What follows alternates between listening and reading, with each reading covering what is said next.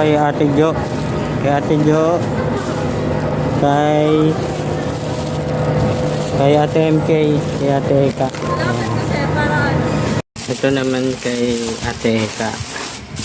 Kay Ate Eka. Dalawang tortillos. Dalawang mancher. Tsaka pillows.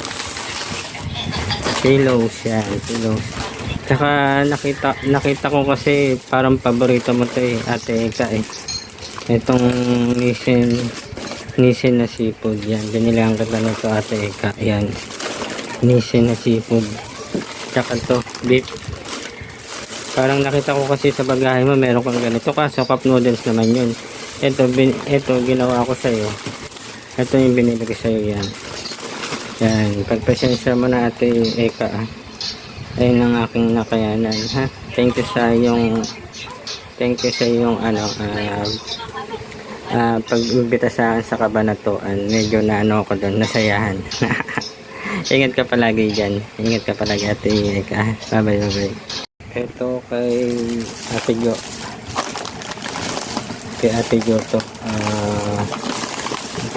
Pasalubong sa Japan. Pillows. Yan, pillows. Kasi ng anak niya yung pillows eh. Tapos, platops. Pinatigan ko platops.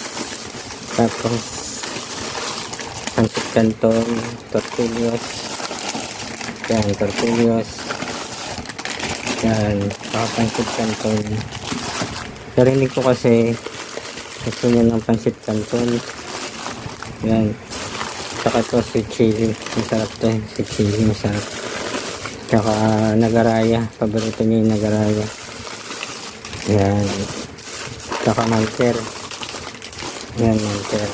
Yan. Sensya ka na, Jo. Yun lang aking nakayanan. Ingat ka palagi dyan. Naman kay Ate MK. Yung pinabili niyo sa akin juice, tank juice. Yan. Yan.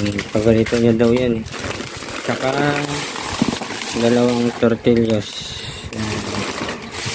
Saka yung paborito niya, yung growers. Garlic. Yan. Saka mancher. Dalawa. Saka pillows. Yan lang nakayanan ko kay Ate MK. Pasensya na, Ate MK. Yan lang aking nakayanan.